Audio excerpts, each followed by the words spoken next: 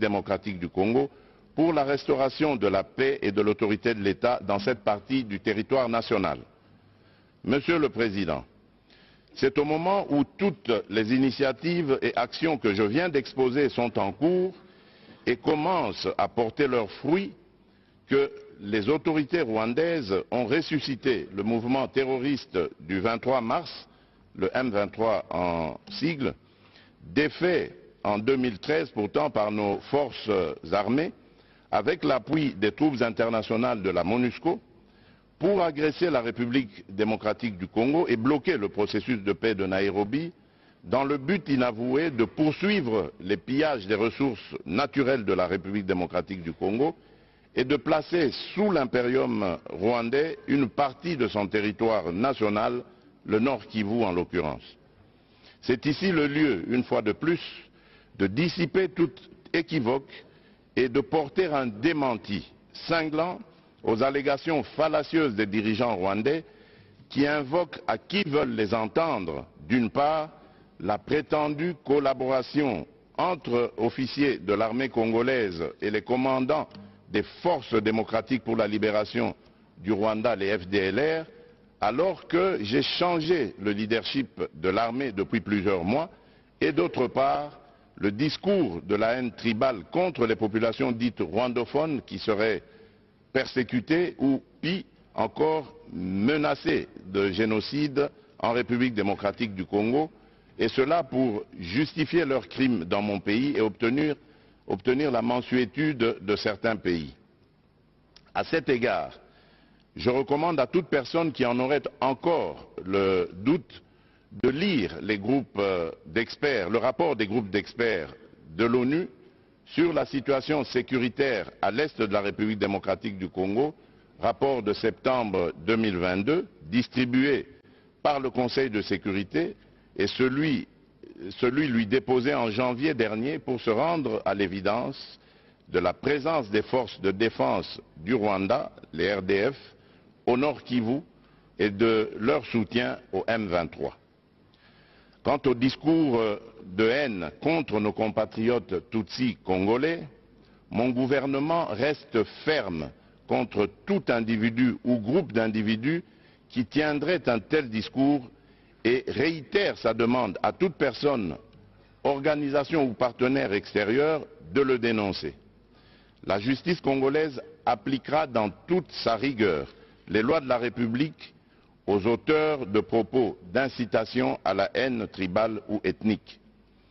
Sur ce chapitre de la prétendue persécution des Congolais rwandophones, afin d'enlever tout prétexte aux dirigeants rwandais qui se sont constitués sans procuration avocats de cette communauté, le gouvernement de la République démocratique du Congo vient de saisir le Haut Commissariat des Nations Unies pour les réfugiés pour lui demander de prendre toutes les initiatives requises en vue de la tenue dans les plus brefs délais des discussions tripartites RDC, Rwanda, HCR pour le rapatriement de leurs réfugiés respectifs dans leur pays, conformément au cadre juridique bilatéral actuel, aux règles du droit international et aux pratiques pertinentes en vigueur en la matière.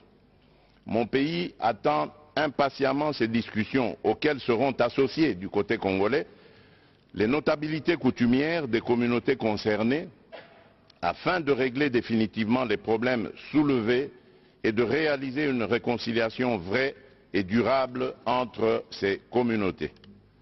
Monsieur le Président du Conseil des droits de l'homme des Nations Unies, Excellences, Messieurs les Premiers ministres et chefs de délégation, Monsieur le Président de la 77e session de l'Assemblée générale des Nations Unies, Monsieur le Secrétaire général des Nations Unies, Monsieur le Haut Commissaire des Nations Unies aux droits de l'homme, Monsieur le chef du département fédéral des affaires étrangères de la Confédération suisse, Mesdames et Messieurs, il n'y a de pire ennemi des droits de l'homme et des libertés fondamentales que la guerre. Il est illusoire de prétendre protéger et promouvoir les droits de l'homme ainsi que les libertés fondamentales dans un contexte de guerre qui exacerbe les tensions internes et affaiblit l'État. C'est pourquoi il est impérieux de mettre fin aux aventures guerrières du Rwanda à l'est de la République démocratique du Congo pour créer les conditions objectives de réalisation des actions en faveur de ces valeurs universelles pour lesquelles, de tous les temps dans le monde, les peuples se sont battus jusqu'au sacrifice suprême.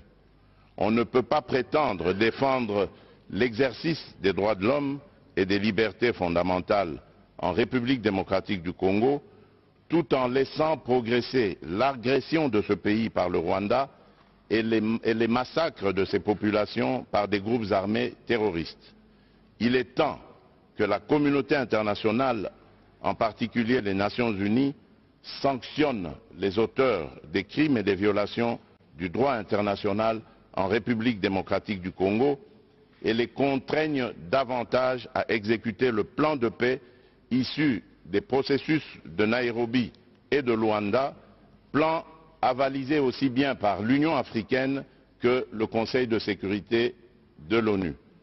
Dans le même sens, l'État, à travers son système judiciaire et son administration, est l'instrument principal de la garantie de jouissance et d'exercice des droits de l'homme et des libertés fondamentales. Il n'y a d'État et de pouvoir judiciaire que pour garantir à tous leurs droits et libertés, dit-on.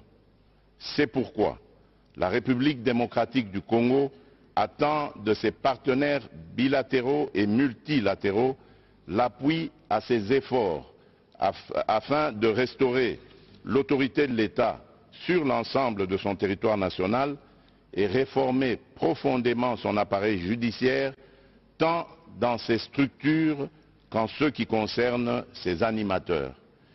C'est bien de dénoncer les violations des droits de l'homme et des libertés fondamentales, mais c'est encore mieux de contribuer à l'amélioration du rendement des mécanismes et institutions chargées de leur protection et promotion, ainsi qu'à leur enracinement dans la culture sociale, notamment par une plus grande spécialisation de la société civile et la formation des administrations publiques concernées.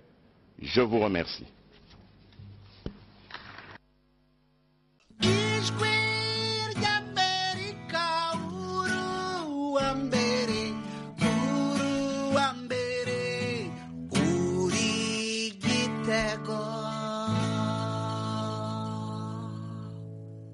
mukomeje kumva radiyo y'ijwi ry'Amerika ivugira Washington DC mu Kirundi n'Ikinyarwanda. Intambara hagati y'ingabo za leta n'imitwe yitwaje intwaro irimo wa M23 ikomeje guteza abaturage ibibazo mu burasirazuba bwa Repubulika ya Demokarasi ya Kongo. Bamwe mu bibasiwe n'izi ngaruka n'abafite ubumuga batakibasha kwirwanaho bavuga ko nta bufasha babona. Inkuru irambuye Jimishukani bakomera. Intambara imaze iminsi mu burasirazuba bwa Kongo ikomeje kugira ingaruka zikomeye ku buzima bw'abaturage bo mu ntara ya Kivu ya ruguru. Nubwo izi ngaruka zigera kuri bose, hari abazicaririra kuruta abandi. Urugero ni nk'ababana n'ubumuga. Constantin Balikwisha n'umwe muri bo. Yahungiye mu nkambi ya Don Bosco, aho yahungiye aturitse Kinyandonyi mu teritwari ya Rucuru. Hano mu nkambi mbayeho nabi kuko nta bufasha mbona. Abandi bajya gushakisha, ariko ngiwe mbana n'ubumuga. Birangora guhaguruka ngo njye gushaka ibyo ndya. Ubu turasaba abagira neza ko badufasha kuko turasuzugurwa cyane. Batugiriye neza baduha nk'amagare yo kujya tugendamo, bityo natwe tukaba twajya gushakishiriza hanze y'inkambi. Abenshi mu bana n'ubumuga muri iyi nkambi ni abagore. Bamwe muri bo batawe n'abagabo babo babasigira abana, biba ngombwa ko bahungana nabo. Zaire Muyoboke w'imyaka 42 avuga ko umugabo we yamutaye intambara itangiye mu burasirazuba bwa Kongo. Aha yahunganye n'abana b'umunane. Yageze muri inkambi ari mu igare aho yasunikwaga n'umuhungu we w'imfura ufite imyaka 14. Ubumuga bumaze kongera hejuru yo kujya makubuye nabi. Ibiryo ndabyo mbega sinzi kuntu navuga mbega buriya ni byinshi. Ndigusaba mudufashe, mbega mugira abakuru badufashe kubera ubumuga bwacu bumaze kongera, kubera kuryamana nabi. Hari igihe turi kujyanda n'igihe mbega tukaburara, abana bakaje baraturiza hejuru yo kubura ibiryo. ndanikenda ko kwambika umwana n'umuntu mukuru ndanikenda ko kambara kubera yarakubise benshi batawanyitse bagiye gusaba bagiye mbega buri muntu yagiye urukwe. Aba bana n'ubumuga bavuga ko bavangurwa mu gihe hari abagira neza bazanye ubufasha butangwa ku mpunzi. Uwimana Pascasia avuga ko ahura n'iki kibazo mu buzima bwe bwa buri munsi, akaba asaba imiryango iharanira uburenganzira bwa muntu kubatabara. Make hano mu ngambi ndi kureba twewe twaraje ariko nta kintu bari bageraho cyo kutumarira. Ubwo hano turi kuririra bakuru ukundu batusaidia bakareba akababaro kacu, bakareba inzara dufite, bakareba uko abana bari kudutesa inyuma zacu. Mbese hano tukurara hasi kutaka tutagira icyo twimariye, ndaho dufite ho gutemberera, ndaho dufite aho kuja.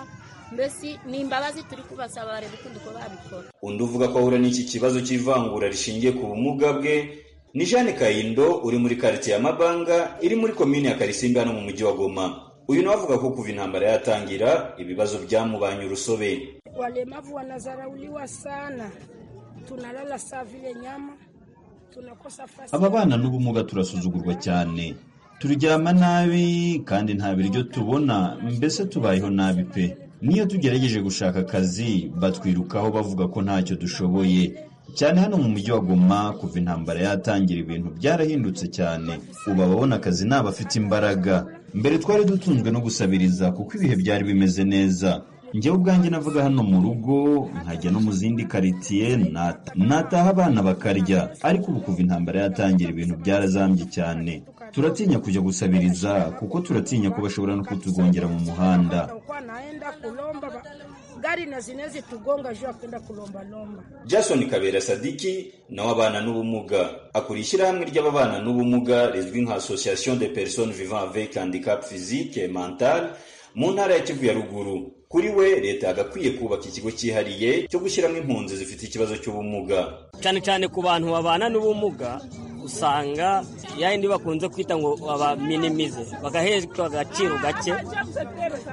Urebye umuntu ubana n'ubumuga abakeneye kuba ahantu wenda hisanzuye. Ubu ngubu benshi turi guhura n'ibibazo. Uyoboze ibyo tubusaba urweba inkambi irahangaha. Ni inkambi yo twavuga ngo iri ifite riske nyinshi. Usanga bamwe bapoteza ubuzima, babasha kuba bafata abantu barahangaha bakabimurira ahantu hatekanye kandi ahantu ho twavuga ngo barabona ubuzima bwiza. Nubwo umuntu yari impunzi atabona ubuzima bwiza, ariko icyo ngicyo cyafasha cyane. Ijwi rya Amerika ntiryashoboye kubona abahagarariye inzego za leta ngo bagire icyo bavuga ku byiteganya gukora mu rwego rwo gufasha impunzi zibana n'ubumuga by'umwihariko. Gusa Aimable Mutumo ushinzwe itangazamakuru mu kigo cya leta gishinzwe kugoboka abatishoboye ku rwego rw'intara ya Kivu ya ruguru yabwiye Ijwi rya Amerika ko ubu ntacyo bashobora kuvuga kuri icyo kibazo kuko leta itaragira ubushobozi bwo kwita ku mpunzi ziri ahantu hatandukanye. Ariko yemeza ko bagiye gukurikirana icyo kibazo kugira ngo barebe icyakorwa vuba na bwangu. Jimmy Shukrani Bakomera, Ijwi rya Amerika, Igoma.